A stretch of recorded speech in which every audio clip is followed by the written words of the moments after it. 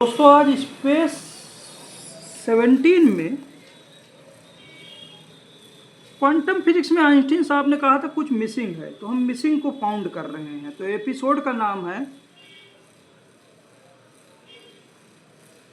Einstein missing. जी हाँ, Einstein ही क्वांटम फिजिक्स में मिसिंग है और उनको आज हम फाउंड कर लेंगे। जी हाँ, तो दोस्तों सबसे पहले रदरफोर्ड मॉडल को देखते हैं। और रदरफोर्ड मॉडल में आप देखेंगे कि मान लीजिए बीच में न्यूक्लियस है और इलेक्ट्रॉन एक फिक्स रेडियाई में मूव कर रहा है। इलेक्ट्रॉन है, इसका मास है और इसकी वेलोसिटी है। तो रदरफोर्ड मॉडल है ये। तो अगर ये फिक्स रेडियाई में मूव करेगा तो क्या चीज़ कंजर्व हो जाएगी? एक्चुअली में देखने पे आपको लगेगा सीधा सीधा, अगर रेडियाई फिक्स है, आर फिक्स है, तो जो चीज़ कंजर्व हो जाएगी वो एक्चुअली में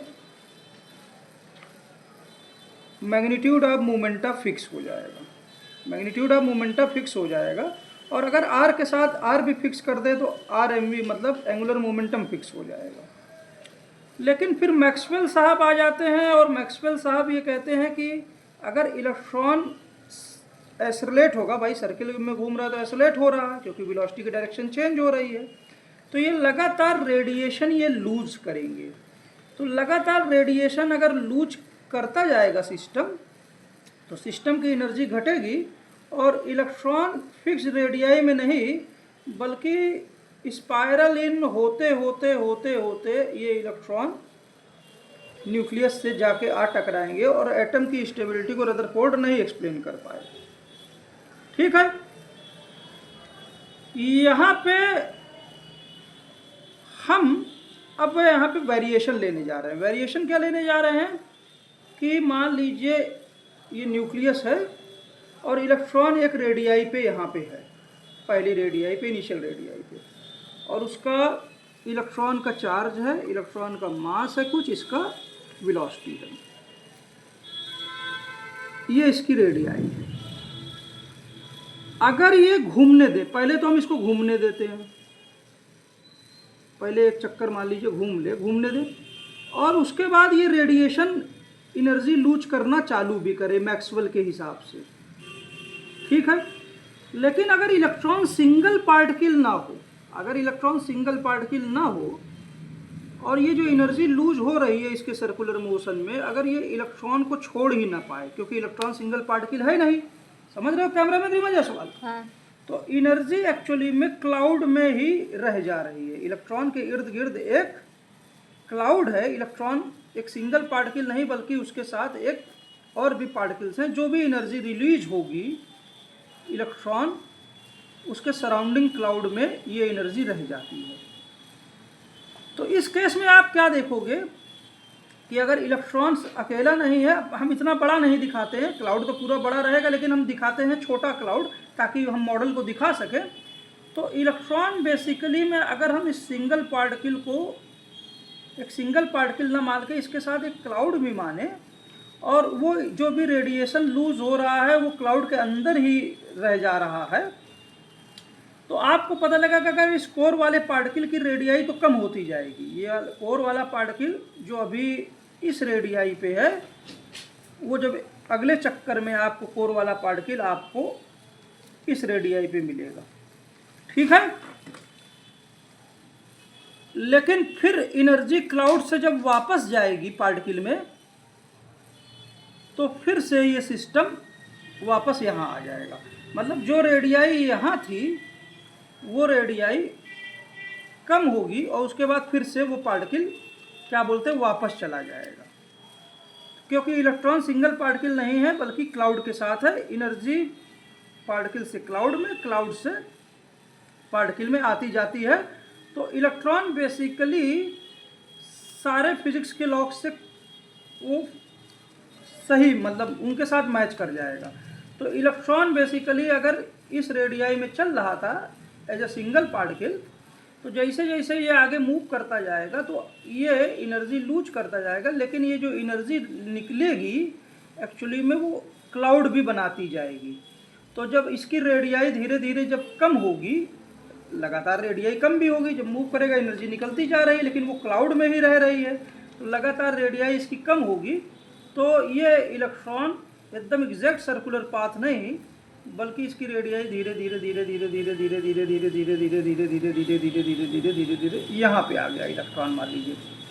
तो इलेक्ट्रॉन का जब पूरा इसका जो पार्टिकल था यहाँ पर, इसका मास था, इसका चार्ज था, इसमें एक वेलोसिटी थी, लेकिन चूंकि पूरा सिस्टम इलेक्ट्रॉन का क्या बोलते हैं, जो भी एनर्जी निकली वो क्लाउड के अंदर ही है, तो पार्टिकल तो डिग्रेड होगा, पार्टिकल डिग्रेड होगा, लेकिन इसका क्लाउड बड़ा होता चला जाएगा, बड़ा होता चला जाएगा।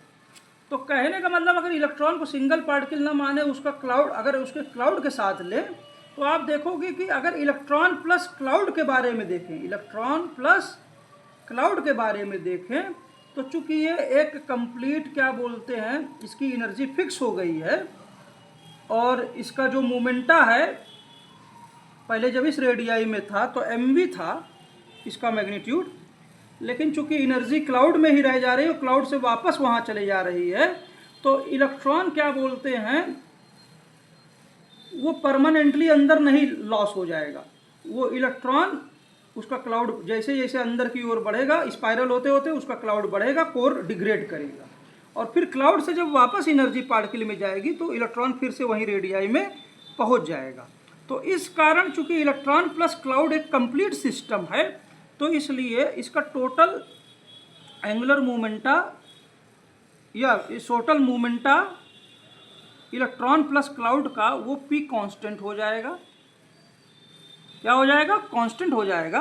और इलेक्ट्रॉन प्लस क्लाउड की एनर्जी भी क्या बोलते हैं, कांस्टेंट हो जाएगी। बस फर्क क्या रहेगा, फर्क एक्चुअली में ये रहेगा कि अगर इलेक्ट्रॉन लगातार एनर्जी मैक्सवेल ना पैदा हुए होते ग्रेट साइंटिस्ट, तो अगर इलेक्ट्रॉन अगर एक ही रेडियाई में होते तो उनका मास भी फिक्स हो जाता, v भी फिक्स हो जाता, r भी फिक्स हो जाता।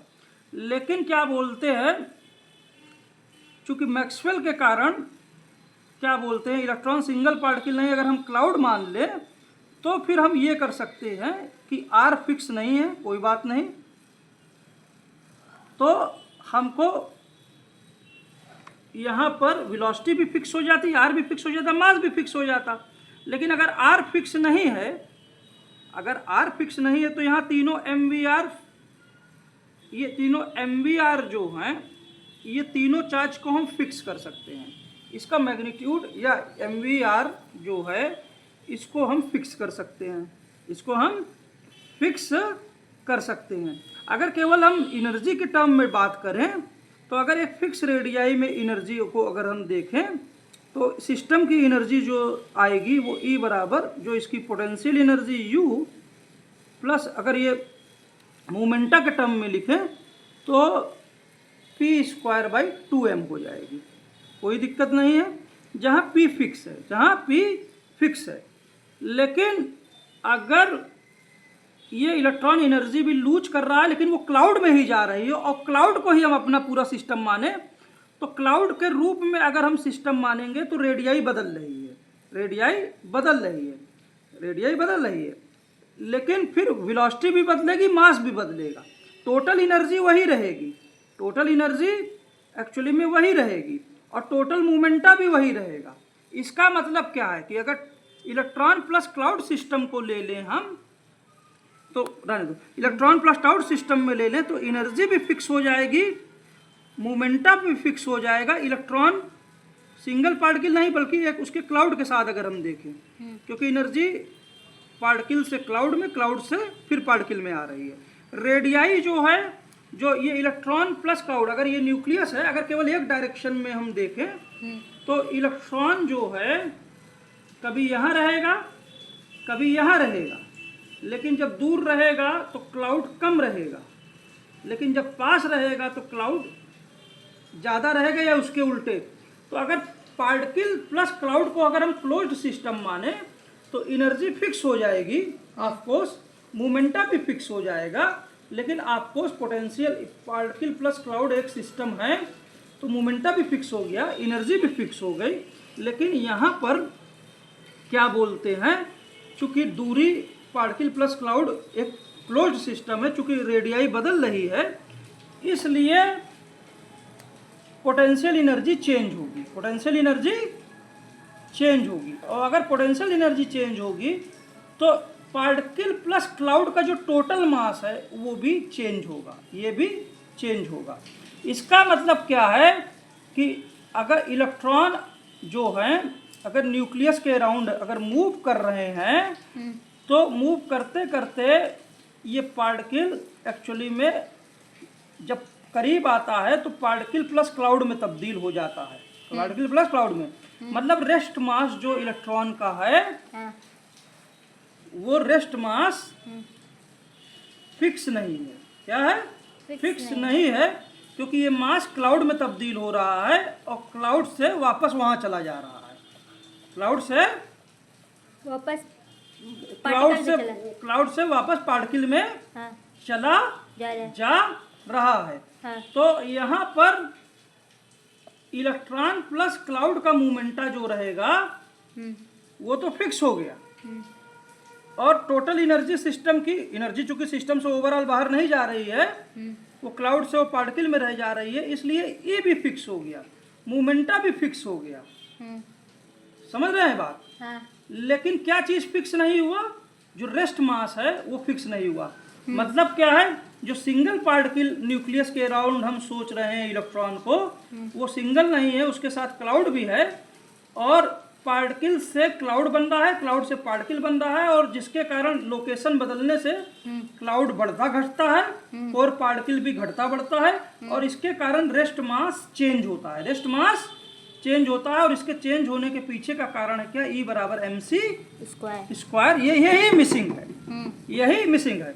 और अगर हम एवरेज तौर पे देखें, अगर एक डायरेक्शन में देखें, ये तो स्पाइरल तो घूमेगा, लेकिन स्पाइरल होते होते जैसे यहाँ से इलेक्ट्रॉन प्लस क्लाउड जब मूव करेगा तो स्पाइरल होते होते होते होते ख़त्म नहीं होगा, फिर वही प्रोसेस वापस रिवर्स होके यहाँ पहुँच जाएगा। अगर एक डायरेक्शन में हम केवल देखें, अगर वन डायरेक्शन में देखें न्यूक्लियस के अराउंड सिलेक्टिव टाइम्स में, तो इलेक्ट्रॉन प्लस क्लाउड यहाँ दिखेगा मैक्सिमम दूरी पर, और इलेक्ट्रॉन सबसे ज़्यादा क्लाउड के बाद सबसे पास में दिखा, इन्हीं के बीच में ऑसिलेट करेगा, इन्हीं के बीच में ऑसिलेट करेगा। अगर एवरेज ले लें, अगर एवरेज ले लें तो इलेक्ट्रॉन का एक एवरेज, इलेक्ट्रॉन प्लस क्लाउड, अगर हम इसको कंप्लीट अपना पूरा एक एवरेज फिगर ले लें तो इलेक्ट्रॉन प्लस क्लाउड आपको एक कांस्टेंट रेडियाई में आपको मूव करते दिखेंगे, जो बोर मॉडल पे ले जाएगा। जो किस पे ले जाएगा?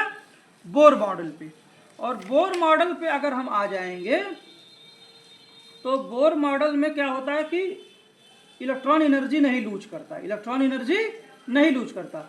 तो मतलब इलेक्ट्रॉन प्लस क्लाउड ऑसिलेट कर रहा है अगर एक डायरेक्शन में देखें, अगर, लेकिन वास्तव में सर्कुलर स्पाइरल हो रहा है, लेकिन ये रेडियाई अगर एक डायरेक्शन में देखें तो ऑसिलेट कर रहा है। लेकिन एक इलेक्ट्रॉन प्लस क्लाउड की एक मीन पोजीशन होगी और उसके अराउंड एक मीन क्लाउड होगा, और जिसका मीन एक क्या बोलते हैं मास होगा, मीन एक मास होगा, और यही मीन एक क्या बोलते हैं रेडियाई में वो बिना एनर्जी लूज किए वो मूव करेगा। तो ये बोर मॉडल हो जाएगा। ये क्या हो जाएगा? Bohr model. तो बोर मॉडल में भी अगर देखें तो, लेकिन ये बोर मॉडल रियल नहीं है, लेकिन ये ऑन एन एवरेज मॉडल है कि इलेक्ट्रॉन है, न्यूक्लियस है, और न्यूक्लियस के बाहर एक electron on an average position पे है अपने क्लाउड के साथ, और इसका total mass on an average fix है, जबकि टोटल मास सिस्टम का चेंज हो रहा है। यहाँ कुछ रहेगा इलेक्ट्रॉन प्लस क्लाउड का मास, यहाँ कुछ रहेगा, ठीक है ना। लेकिन बोर मॉडल में एवरेज मास फिक्स हो जाएगा, एवरेज वेलोसिटी फिक्स हो जाएगी, एवरेज रेडियाई फिक्स हो जाएगी, ये सब चीज़ें फिक्स हो जाएंगी, ठीक है ना। तो यहाँ पर एनर्जी सिस्टम की जो लिखी जाएगी, चूँकि मास एवरेज फिक्स हो गया है और ये रेस्ट मास अगर मान लें तो एम सी स्क्वायर हो जाएगा रिलेटिविस्टिक सेंस में। और अगर रिलेटिविस्टिक सेंस में लिखें तो मोमेंटम के लिए आप क्या लिखोगे, क्या बोलते हैं, अगर एनर्जी के स्क्वायर के टर्म में लिखोगे तो इसका स्क्वायर प्लस क्या बोलते हैं पी स्क्वायर सी स्क्वायर। तो अगर इलेक्ट्रॉन प्लस क्लाउड को एक एवरेज सेंस में देखोगे तो रिलेटिविस्टिक इक्वेशन जो होगी वो होगी ई स्क्वायर बराबर इलेक्ट्रॉन, यहाँ पे इलेक्ट्रॉन प्लस क्लाउड का average mass M C square का रेस्ट मास का एनर्जी का वो मतलब एक तरह से रेस्ट मास एनर्जी प्लस जो मोमेंटा चूंकि इलेक्ट्रॉन प्लस क्लाउड का फिक्स है P square plus C square, जिसको डिराक ने यूज किया है। और अगर आप नॉन रिलेटिविस्टिक सेंस में लिखने की कोशिश करोगे, नॉन रिलेटिविस्टिक सेंस में कैसे कि इलेक्ट्रॉन पहले यहाँ था, समझ लो कैमरामैन, क्लाउड कम था और इलेक्ट्रॉन जब यहाँ आ जाएगा तो क्लाउड ज़्यादा हो जाएगा। अगर इस सेंस में लिखने की कोशिश करोगे तो मास चेंज होगा, मास चेंज होगा, लेकिन सिस्टम एनर्जी लूज नहीं कर रहा है, सिस्टम एनर्जी लूज नहीं कर रहा है।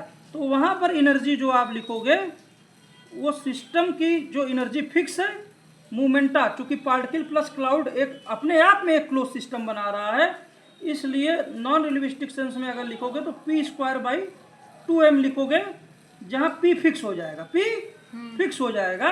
तो ऑटोमेटिक जो पोटेंशियल एनर्जी है, चूंकि ये भी फिक्स हो गया, ये भी फिक्स हो गया, तो इलेक्ट्रॉन प्लस क्लाउड में क्या चीज़ चेंज हो रहा है, क्योंकि पार्टिकल और क्लाउड का नेचर बदल रहा है, तो मतलब रेस्ट मास चेंज हो रहा है, रेस्ट मास चेंज हो रहा है। लेकिन दोनों ही फिगर में, चाहे एवरेज फिगर में और उसको रिलेटिविस्टिक सेंस में देखो बोर मॉडल के साथ, या आप नॉन रिलेटिविस्टिक सेंस में देखो और देखो कि रेस्ट मास चेंज हो रहा है और मास एनर्जी कन्वर्जन से क्लाउड बढ़ रहा है, घट रहा है, दोनों ही मॉडल में आप एक स्प्रेड से डील कर रहे हो। किससे डील कर रहे हो? सिंगल पार्टिकल से नहीं, स्प्रेड से। किससे? स्प्रेड, मतलब इलेक्ट्रॉन सिंगल पार्टिकल नहीं बल्कि एक स्प्रेड है। हाँ। तो अगर एक डायरेक्शन में हम मोशन को देखें न्यूक्लियस के अलाउंड, तो इलेक्ट्रॉन जो है अगर उसको कोर को देखें तो इलेक्ट्रॉन जो है कहीं ना कहीं अपनी ही फील्ड में, अपने ही क्लाउड में क्या बोलते हैं, किसी मीन पोजीशन के अराउंड अपने ही क्लाउड में ये वाइब्रेट कर रहा है। क्या कर रहा है? इधर जा रहा है, फिर इधर जा रहा है, वाइब्रेट कर रहा है।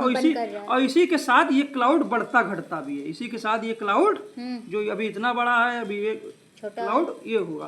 एक डायरेक्शन में अगर पोजीशन दिखाएं तो इलेक्ट्रॉन जो है क्लाउड अभी कम है, न्यूक्लियस के पास आएगा तो क्लाउड बड़ा हो जाएगा, यहाँ क्लाउड छोटा है।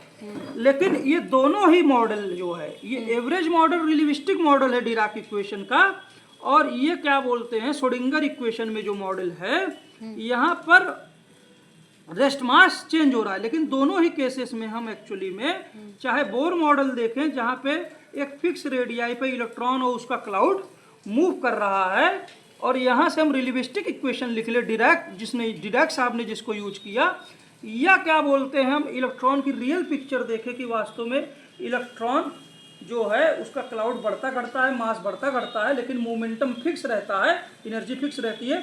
दोनों में हम क्लाउड से डील कर रहे हैं, दोनों में हम क्लाउड से डील कर रहे हैं।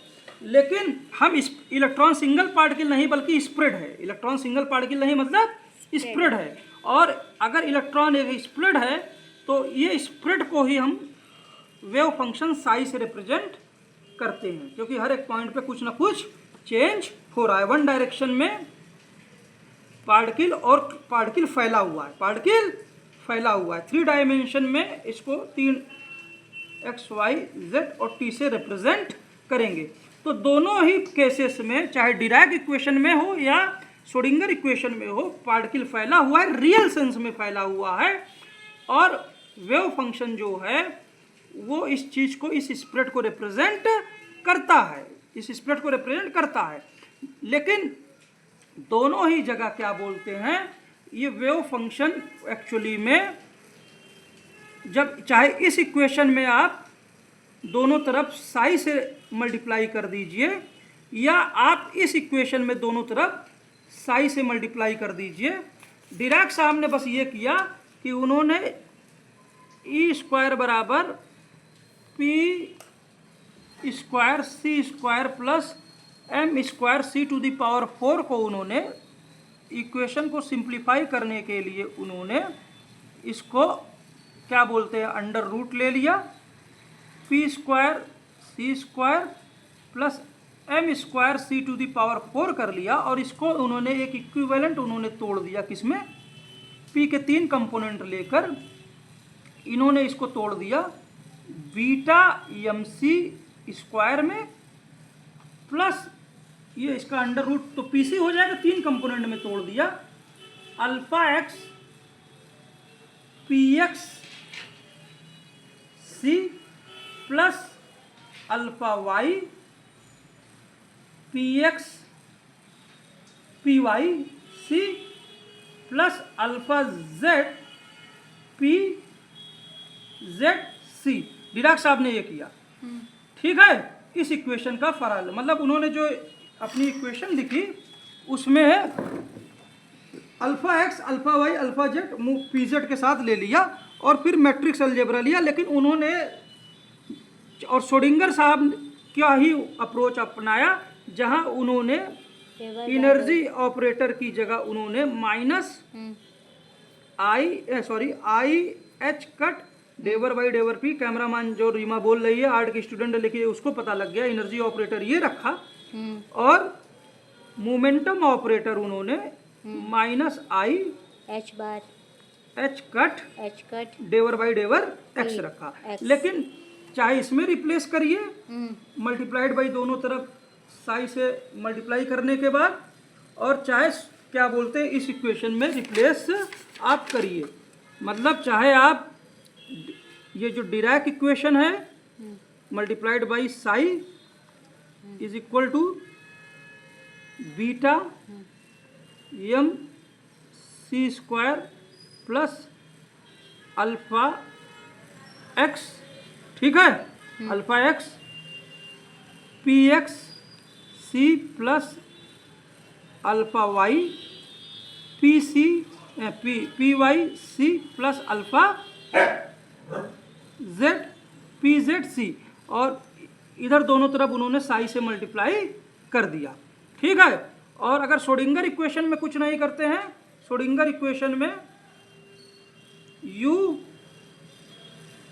प्लस एक डायमेंशन में अगर ले तो ये पी स्क्वायर बाई 2m और दोनों तरफ हम साई से मल्टीप्लाई कर देते हैं, लेकिन दोनों जगह स्प्रेड से डील कर रहे हैं, इसलिए दोनों जगह क्या बोलते हैं एक्चुअली में इसको इन्होंने ई साई को energy operator eigen value problem के लिए इस तरह से रिप्रेजेंट कर दिया, और इधर उन्होंने मोमेंटम के साथ उधर ऑपरेटर दोनों कर दिया।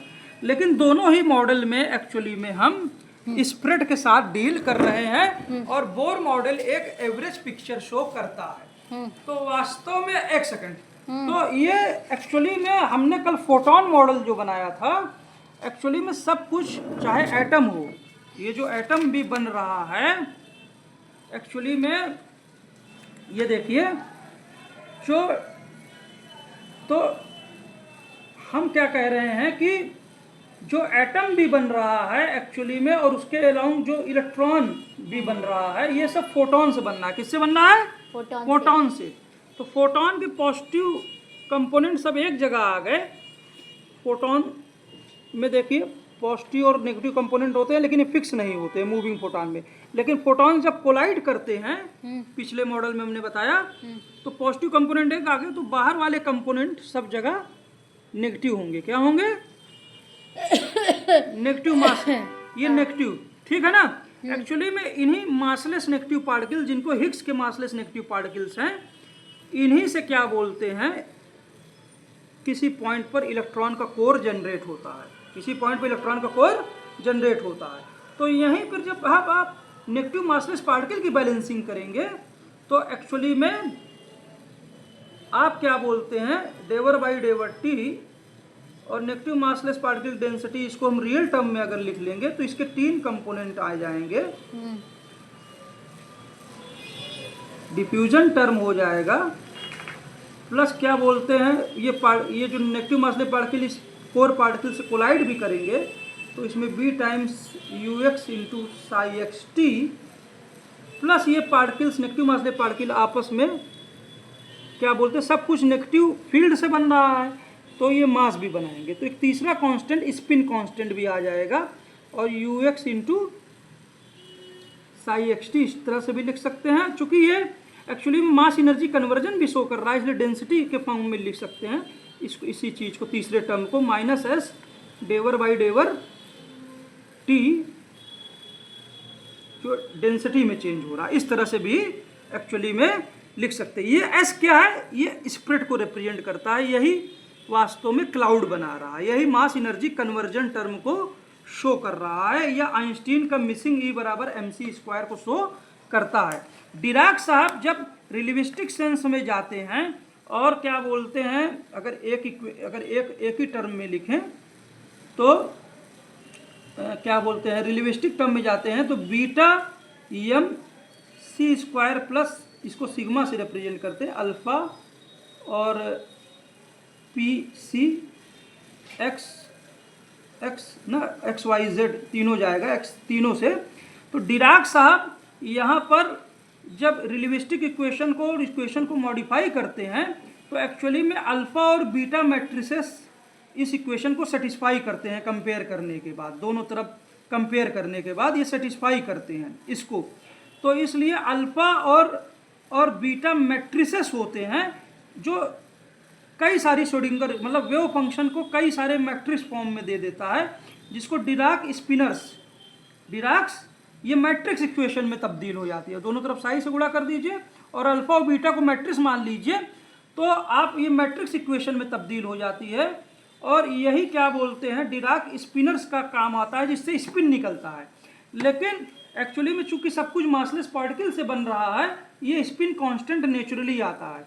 अगर इलेक्ट्रॉन एक स्प्रेड है, तो अगर एक इलेक्ट्रॉन न्यूक्लियस की तरफ बढ़ रहा है तो उसका स्प्रेड बढ़ रहा है, तो अगर दूसरा इलेक्ट्रॉन रहेगा तो जस्ट इसके अपोजिट उसमें रहेगा, तो वो क्या बोलते हैं, अगर एक इलेक्ट्रॉन इधर मूव कर रहा है जिसका क्लाउड ऑफ मास बढ़ रहा है, तो दूसरा इलेक्ट्रॉन जस्ट इधर मूव करेगा अपोजिट वे में, ताकि क्लाउड डेंसिटी मतलब दोनों इलेक्ट्रॉन, अगर एक क्लाउड बढ़ा रहा है सिस्टम का नेगेटिव तो दूसरा क्लाउड घटा सके। तो इसलिए यस की वैल्यू दूसरे इलेक्ट्रॉन में जब लिखेंगे तो यस को प्लस के साथ माइनस के साथ ना लेके ठीक प्लस के साथ लेंगे, दो अपोजिट वैल्यूज एक्चुअली में एस की आ जाएगी। और डिराक इक्वेशन में मैथमेटिकली ये स्पिनर्स के जरिए आता है, और ये जो फोटोन मॉडल में ये नेचुरली दिख रहा है। श्रोडिंगर इक्वेशन में कॉम्प्लेक्स अलजेब्रा का प्रयोग हुआ साई को, लेकिन साई क्या रिप्रेजेंट कर रहा है, साई कुछ नहीं, ये जो नेगेटिव मासलेस पार्टिकल्स हैं उनको रिप्रेजेंट कर रहा है। नेगेटिव मासलेस पार्टिकल हमारी इक्वेशन में क्या बोलते हैं, वो रियल चीज़ है। नेगेटिव मासलेस पार्टिकल्स मतलब नेगेटिव मासलेस पार्टिकल की डेंसिटी है ना, ये रियल चीज़ है। लेकिन हम रियल चीज़ को मैथमेटिकल सोफिस्टिकेशन के लिए हम कॉम्प्लेक्स नंबर से रिप्रेजेंट कर सकते हैं, और उसका मॉड जो है वो रियल चीज़ को रिप्रेजेंट करे, जो श्रोडिंगर साहब और डिराक साहब ने किया। तो ठीक, लेकिन हम भले ही देखिए बेसिक चीज़ क्या है कि हम कॉम्प्लेक्स चीज़ को, किसी कॉम्प्लेक्स चीज़ को हम रियल आइडेंटिटी से नहीं रिप्रेजेंट कर सकते हैं, लेकिन मैथमेटिकल सोफिस्टिकेशन के लिए रियल चीज़ को हम कॉम्प्लेक्स अलजेब्रा से रिप्रेजेंट कर सकते हैं। तो श्रोडिंगर इक्वेशन में जो साई है, जो उसका मॉड है, वो और कुछ नहीं है, नेगेटिव मासलेस पार्टिकल की जो डेंसिटी है उसको रिप्रेजेंट करता है। और डेंसिटी मॉडल से अगर हम लेंगे, नेगेटिव मासलेस पार्टिकल के डेंसिटी के आधार पे अगर समझेंगे तो स्पिन नेचुरली अराइज होती है। दरअसल इन दोनों इक्वेशन को कंपेयर करिए, श्रोडिंगर इक्वेशन को minus i h cut del by ये i h cut del by del t psi x t plus minus h square by 2m, cameraman, del by del square del x square psi x t plus u x, इस one dimensional equation को compare करिए, और जो हमने equation लिखी हुई है x T, और जो हमने डिफ्यूजन मॉडल से लिखा हुआ है direct del by del t psi x t, इसको कंपेयर करिए तो minus d del square del x square psi x t plus b times u x into psi x t minus s times del by del t जो कहीं ना कहीं spread of mass energy conversion को represent कर रहा है, इस तरह से अगर आप कन्वर्ट कर दिए तो दोनों इक्वेशनों में अगर इस चीज़ को हम इधर ले आएँ और फिर उसके बाद कंपेयर करें जो हमने पिछले एपिसोड्स में कंपेयर किया है और कांस्टेंट को भी उसी फॉर्म में ले आएँ, तो जो इंफॉर्मेशन श्रोडिंगर इक्वेशन से नहीं निकलती है लेकिन डिराक के स्पिनर से, मैट्रिक्स अलजेब्रा से वो इंफॉर्मेशन क्या बोलते हैं स्पिनर से निकल जाती है। लेकिन सिंपल मॉडल से अगर मासलेस पार्टिकल्स के इस डिफ्यूजन मॉडल से अगर हम देखें और E बराबर mc स्क्वायर का टर्म हम अगर ले लें, आइंस्टीन का E बराबर mc स्क्वायर, तो सिंपल इक्वेशन से भी क्या बोलते हैं स्पिन टर्म आ सकता है और स्पिन वास्तव में फिजिकली एक्सप्लेन होता है। तो आइंस्टीन की E बराबर mc स्क्वायर ही वास्तव में क्वांटम फिजिक्स में मिसिंग है और मास एनर्जी कन्वर्जन जो है इलेक्ट्रॉन का मोशन को डिफाइन करता है। इलेक्ट्रॉन का क्लाउड रियल है और ये क्लाउड और कुछ नहीं नेगेटिव मासलेस पार्टिकल्स को रिप्रेजेंट करता है, वही आपस में फ्यूज होकर एक्चुअली में मास इलेक्ट्रॉन का चेंज करते हैं, इलेक्ट्रॉन का मास और उसके क्लाउड का मास चेंज करते हैं, लेकिन सब कुछ नेगेटिव मासलेस पार्टिकल से ही बन रहा है। और इसके और पीछे की एपिसोड भी आप लोग देखिएगा। ऑफकोर्स साई जो है कम एक सेकंड, ऑफकोर्स हम इस क्लाउड को या इलेक्ट्रॉन के स्प्रेड को हम जो साई से रिप्रेजेंट कर रहे हैं कॉम्प्लेक्स अलजेब्रा से, वो इसलिए ताकि मैथमेटिक्स को सिंपल कर सके। और साई को क्या बोलते हैं, उस पर एनर्जी ऑपरेटर लगा के एनर्जी पा सकें और उस पर मोमेंटम ऑपरेटर लगा के हम मोमेंटम सिस्टम का पा सकें। एक्चुअली में न्यूक्लियस के अराउंड जो चीज़ स्प्रेड हो रही है, जिस चीज़ की डेंसिटी एक्चुअली में चेंज हो रही है, उस नेगेटिव मासलेस पार्टिकल की डेंसिटी चेंज हो रही है। बस हमने उसको कॉम्प्लेक्स अलजेब्रा से यूज किया है। लेकिन इस कॉम्प्लेक्स डेंसिटी को अगर इस रियल डेंसिटी को अगर कॉम्प्लेक्स नंबर से रिप्रेजेंट करेंगे तो जो भी डेंसिटी का मॉड होगा वो एक्चुअली में अगर इस इलेक्ट्रॉन को, इस नेगेटिव पार्टिकल्स की डेंसिटी को हम इसके फंक्शन को किसी समय रिप्रेजेंट करें तो जो भी स्प्रेड होगा वो मॉड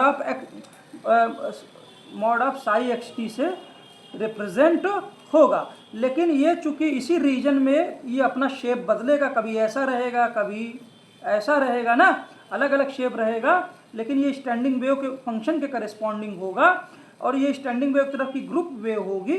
तो इसलिए क्या बोलते हैं, इस साई को कॉम्प्लेक्स अलजेब्रा में हम एक्चुअली में लीनियर कॉम्बिनेशन से रिप्रेजेंट करते हैं अलग अलग, चूँकि इसको ये एक पर्टिकुलर शेप ग्रुप वेव का शेप है, तो इसलिए साई xt एक ग्रुप वेव को रिप्रेजेंट करता है। एक्चुअली में ये कई सारे साई का लीनियर कॉम्बिनेशन होगा और जिसमें क्या बोलते हैं बेसिक फॉर्मेट में अंदर kx minus omega into T रहेगा। मतलब क्या बोलते हैं, साई जो रहेगा, साई xt जो ग्रुप वेव को रिप्रेजेंट करेगा, लीनियर कॉम्बिनेशन होगा कई सारे उसके, और उसमें क्या बोलते हैं लीनियर कॉम्बिनेशन किसका होगा, कुछ एक कांस्टेंट ले लीजिए, साई नॉट ले लीजिए और e to the power i kx minus omega into T, जहाँ पर चूँकि आपको ग्रुप वेव एक पर्टिकुलर शेप पाना है और k में आपको स्प्रेड लेना पड़ेगा, k में आपको प्लस माइनस का एक डेल्टा k स्प्रेड लेना पड़ेगा और ओमेगा में भी आपको plus minus delta k spread लेना पड़ेगा। लेकिन इन जब सबको जोड़ेंगे और तो आपको k वेव नंबर बताएगा। एक्चुअली में डी ब्रॉगली इक्वेशन के अनुसार एक्चुअली में ये पार्शियल डेरिवेटिव जब multiplied by some constant partial derivative लेंगे इस साई का, तो एक्चुअली में ये k देगा और जो भी बढ़ाया घटाया अलग अलग टर्म वो आपस में कैंसिल हो जाएंगे। तो एक्चुअली में ये सिस्टम का मल्टीप्लाइड बाई सम कांस्टेंट ये सिस्टम का मोमेंटा दे देगा, सिस्टम का क्या दे देगा, मोमेंटा दे देगा और वेव फंक्शन को फिर से ले आ जाएंगे।